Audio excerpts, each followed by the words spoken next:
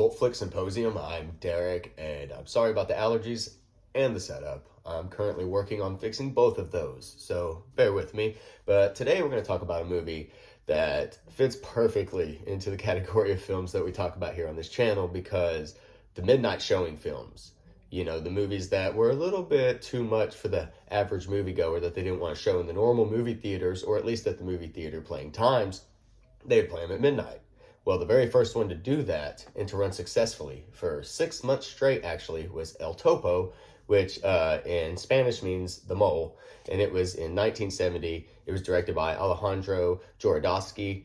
And, okay, so there's a lot to talk about in this one. And I'm going to have to say a lot of words that would get me demonetized if I was able to be monetized.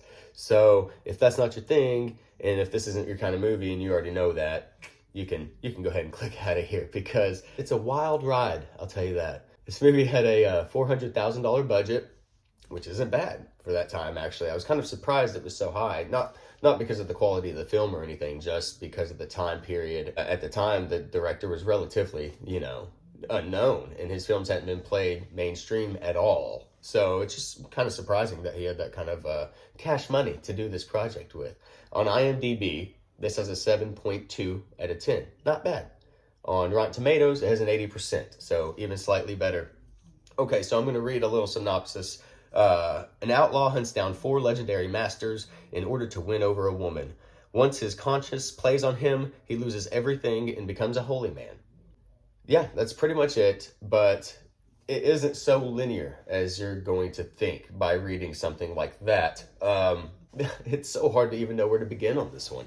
This movie uses very stylized violence and, action. Blood is everywhere, and it's super, super vibrant red. It looks really good on screen. So you have a lot of really unique, over-the-top, kills in this movie.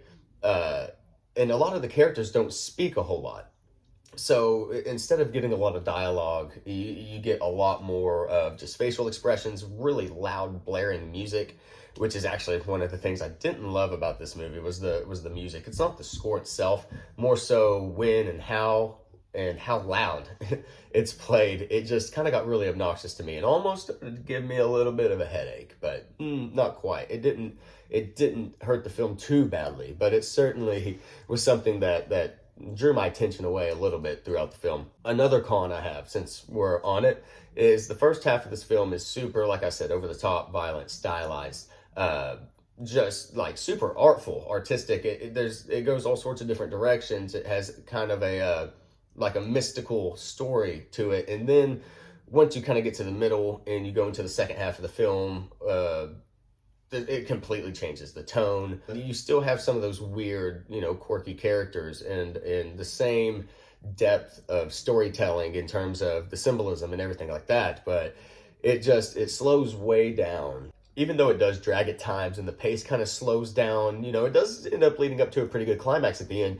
No pun intended, even though there are plenty of those in this film as well, if that's your thing. Lots of symbolism for sexuality, homosexuality, stances against occultism, religion in general, racism. I mean, we're talking about all sorts of things. There's rape depictions in this movie. It's not for the faint of heart, although they don't really show too much in any of the areas specifically. It's not like they go too far in one direction. It's just that they're throwing a whole lot at you all at once, and you're like, okay, wow, that's kind of shocking. And then you're on to the next thing, and that's shocking. So you get a lot of Western, mystical elements to this movie. It's kind of in a league of its own. Like I said, if you haven't seen it, it's definitely worth checking out. If nothing else, just for the sheer fact that this is a classic movie that started the cult classics. It started the midnight showings. But so that's pretty much all the cons I have to say about the film. I really like the director's use of symbolism throughout the movie and the metaphors, while still trying to keep it slightly grounded enough that, you're not seeing something that's so outside of the realm of possibility that you're just, completely sucked out of this film. It's more like a crazy acid trip or, some sort of psychedelic trip where, things are, or, you're walking through the real world, but everything's a little wonky and exaggerated, and it just seems a little bit scary honestly, like that. Everything's a little bit eerie. It maintains that vibe throughout the entire film, honestly. It does sort of turn a little bit goofier and slower towards the end until the very, very end.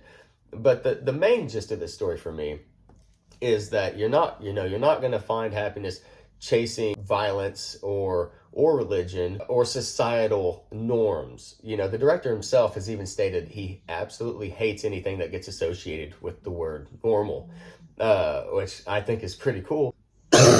And he's also saying that by chasing those societal norms, you're not going to be able to find your true self. See, he's chasing the violence at first, right? Because he wants this woman, and so there's lust and there's these things, these worldly things that he's chasing after, and because he thinks that he's going to find himself through these things, and when he doesn't, he's not happy, he's not content. So after all that kind of fails, he goes on to being basically a monk or a holy man. And when he does this, he thinks that this is going to solve his problems, and he finds these people of actual inbreds that live in this mountain that have been stuck like in this cave for, I forget how many years it said exactly, and so he's like, oh, I'll set everybody free, and then he's going to be doing all these good deeds, and he's going to be a changed man, and he's seeking the right thing, which is religion and God, praise of others and this sort of thing. So he goes about taking on this task, and in every step he's just failing until an absolute catastrophe unfolds at the end, and nobody wins. So I think basically he's just saying find yourself by not being normal. And I absolutely love that. I adore that message. El Topo gets a score of 7.4 out of 10 for me. It's what I would call, I know Brandon ranks his a little bit differently in terms of like good, great, perfect, but 7.4 is really good for me, is what I'll call it. It's not great, but it's really good. It's slightly above what IMDb has it at, which is 7.2.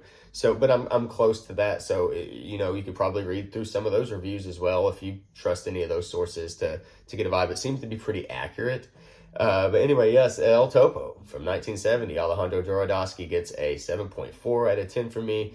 Guys, I really appreciate the support. I hope you like and subscribe. Like I said, I'm going to be moving in a couple of weeks, and then again, potentially a few months after that. So just stay patient with me, and we'll get something cool set up that looks much better than this. But anyway, guys, thank you very much. I hope you have a great day. Goodbye.